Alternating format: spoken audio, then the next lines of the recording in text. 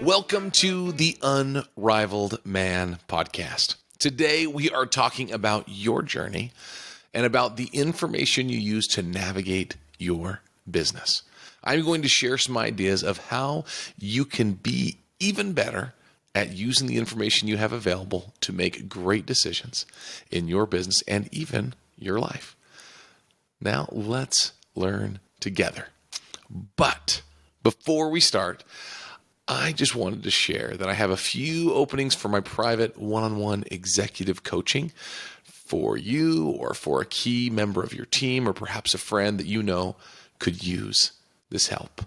Now, what is this? This is where we get a chance to work together to help you in any part of your business leadership. If you're ready to take things to the next level in your leadership, or if you need help with managing growth, if you're feeling stagnant, feeling out of control at work and home, and just need a different perspective, let's chat.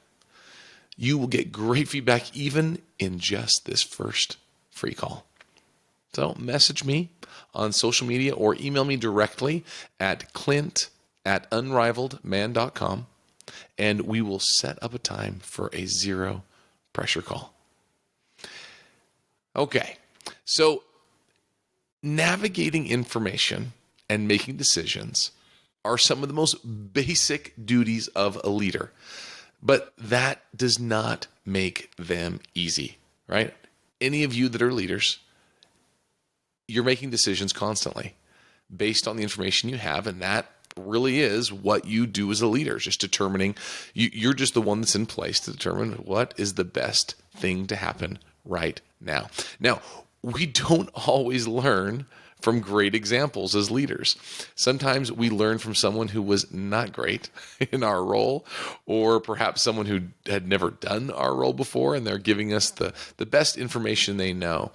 But often we don't have great examples. And so some of the information we're using, or perhaps even some of the models we use to project our decisions, impact, aren't always great.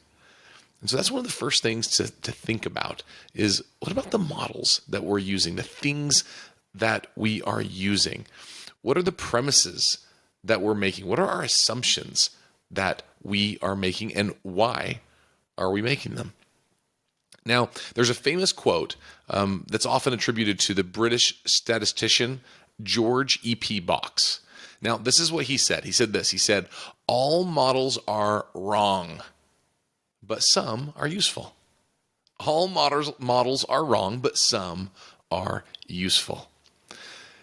Now, I think about different models. I think about whenever I've made pro formas, right? So I'm trying to figure out, okay, will this business be successful? Or perhaps I'm projecting out revenue or expenses or something else within my business. Or perhaps it's a little more of an objective decision, and I have to kind of qualify the different measures, and I'm using some sort of model or some sort of information that I have based on history or based on something somebody else has given me to make this decision, right? And the interesting thing is, based on what George Box says, is that all of these models are wrong, but some are useful. Now, I think about going back to pro formas. Right now, I'm in the middle of looking at a couple of different businesses that I want to invest in, and so we're putting together some pro formas. As I go through them, things look pretty good. At times, I'm like, all right, this looks great. You put it into Excel, and this pro forma looks great. And I'm using, perhaps a model that I've used, and that's what I am using, is ones I've used in other businesses, and they've been very useful. But they have always been quite wrong. but that's the point of it, right? In a model like that, you never expect them to be perfectly accurate. They're just there to provide information. But sometimes we will use the information and assume, right? Even though we know it's wrong, we'll start making assumptions that are incorrect and forgetting that the model is most likely wrong, right? According to George Box, all of them are wrong. And so how do we find ones that are in fact useful and then use the information as best as possible? Now, this can go into all different types of models. Like, he was he was obviously, being a statistician, alluding more to statistical models, right? Because they're all just guesses, just like a pro forma. And honestly, there are other models that will come up. I mean, even I have a model called the flowing momentum model, right? It's a framework that I have, and it is there to help leaders make decisions, right? And it's true. My model is not 100% right, but it has been useful to me and useful to other leaders, and hopefully useful to some of you that have used the model in your life. And so, but those are the things we got to keep in mind when we are making decisions, that the model we're using is wrong, but what can be useful to us. Now, here is another book. This was a book that was recommended to me a while back, and I read it recently. It's called The Mom Test. Now, some of you may have read this, especially people that are in, software development or startups. This is a book that's often recommended for people to get user feedback. And it basically talks about that your mom will lie to you, right? Because you'll set something up and you'll say, hey, is my idea a good idea? And of course your mom's going to lie to you and say, well, of course it is, honey. That's wonderful, right? If my mom's listening, sorry, you're pretty honest with me, I know. But as often I will set things up, right? We'll set things up in such a way that they will say it's a great idea. And so I love this book. I love the premise of the book because it talks about ways that you can get truth from anyone that you're asking their opinion, right? You're trying to get truth about an idea, and because you want to make the best decision possible, right? If you're in a new startup, you're trying to figure out, will people buy my product? Or in software, same thing. Will people pay for this software? And so the same thing is true in all that we're doing, in all of our decisions. Is it a good idea? Is the model correct? Are our assumptions correct or close to correct? Because we're never going to get them exactly right. So where are we? So that's why I like this book, The Mom Test by Rob Fitzpatrick. So the first little quote from the book is this. He says, until we get specific, it always seems like a good idea.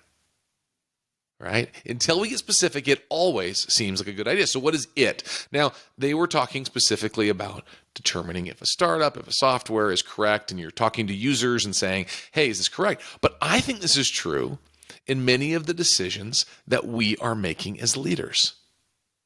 I think often we will think about, hey, we should do fill in the blank. Right?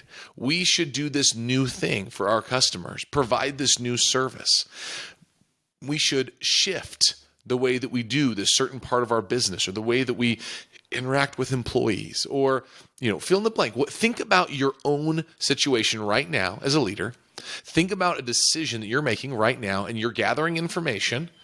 And I imagine that right now it seems like a good idea. But have you not found that the more specific you get, it sometimes seems less and less like a good idea, whatever it is for you? So if we don't go deeper and get a little more specific, we're not going to find out. If we don't push a little bit on the model, it may seem like a good idea. I'm looking at pro formas right now for businesses and businesses I want to create. And guess what?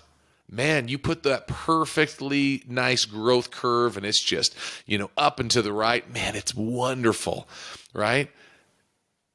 But it always seems like a good idea at that point.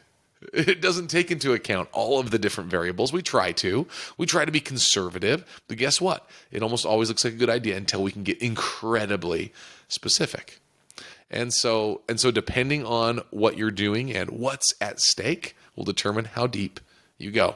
Now, here's the next quote from this Mom Test book. It said this. It says there's one of their rules of thumb. So they had a whole list of, kind of rules of thumb. And so this rule of thumb here, he said, rule of thumb, anything involving the future is an over-optimistic lie. Now, I kind of like that. It's pretty blunt, right?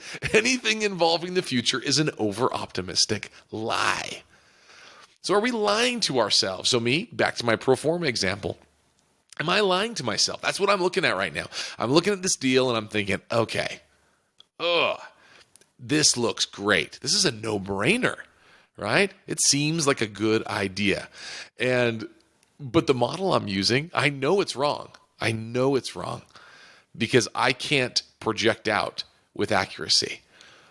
So I'm involved in the future. So it's an over optimistic lie. So I have to take into account that I am in fact over optimistic on those things. Just by nature, I'm going to look at it and likely be over optimistic. So I have to put things in place to make sure that I don't fall into a trap and make poor decisions. Now, at any point in business or in life for that matter, everything requires a little bit of faith, right? We would sit there frozen if never acting, never doing anything creative or creating something worthwhile if we never took that leap of faith. If we never said, do you know what? I've went as deep as I can. I've looked at it. I know I'm probably a little over optimistic, but I've accounted for that. Boom, let's go. So that's where you, as the leader, are the one that gets to make those decisions in your life. You just need to go in with eyes wide open and know that there are errors in your model and in the way that you are thinking and in your thought process. Because all that is a model. The way you think, the way you've been trained to think has come from either someone teaching you and or a combination of the books you've read, the things you've listened to, the experiences you've had that have went poorly or went well. They're all coming together to make your unique view. Because the truth is, you are the only one that has ever encountered this exact situation that you're in. No one else has. And so these models are all guesses because they were based, right, off of someone else's experience. So you have to take that into account, whatever it is you're looking at. We got to be careful whenever we make comparisons, right? And whenever we're comparing others. So comparisons can be incredibly useful because it can help us know, okay, well, this company made this decision and this was the impact. Now, if we make the same decision, what are the odds that same thing will happen? Well, depends, right? A lot of things depend. And that's where, once again, you as the leader get to determine those decisions, especially if they're a financial decision.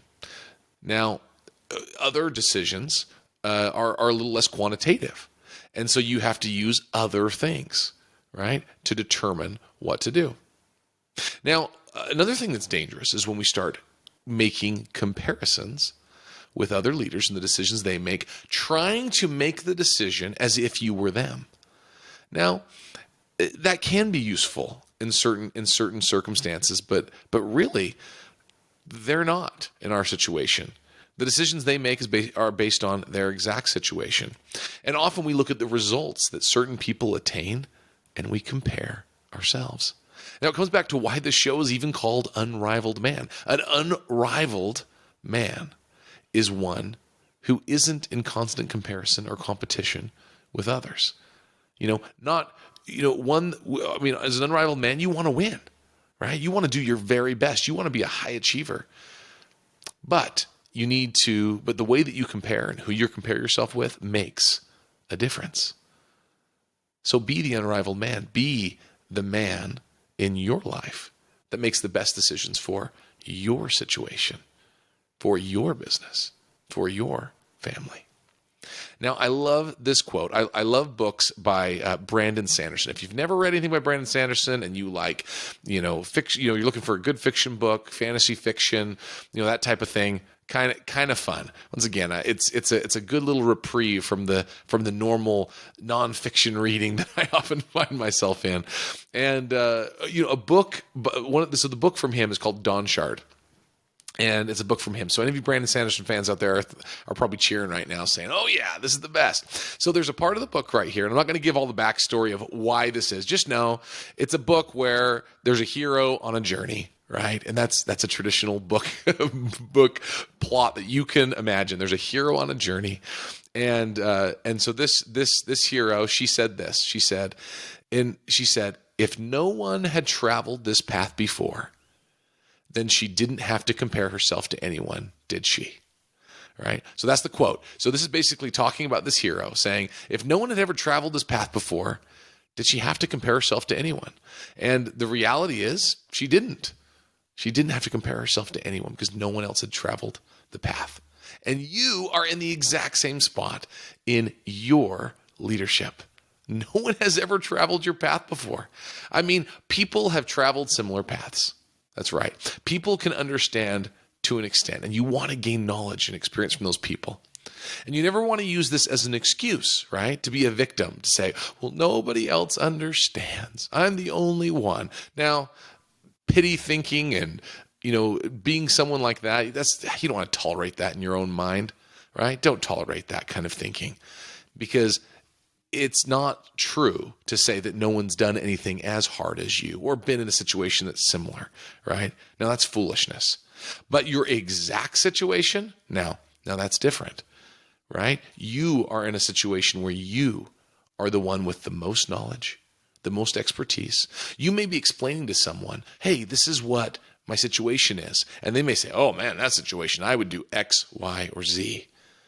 But they don't have all of the information. You are the one with the information. So you need to know where your biases are so that you can make the best decisions possible. So here are 3 things to remember. These are some of the things that we learned today. And here are the 3 things to remember. First off, all models are wrong, but some are useful. Right? All models are wrong, but some are useful. So figure out which ones are useful, throw out the ones that aren't, and make the best decision possible knowing that it's wrong. And so, but you've taken that into account as a leader. That's number 1. Number 2, get specific, especially when the future is involved, right? The future is already uncertain enough. Don't add more problems with what you're trying to do and making a decision by having a bad model, right? A really bad model, and not having specific information.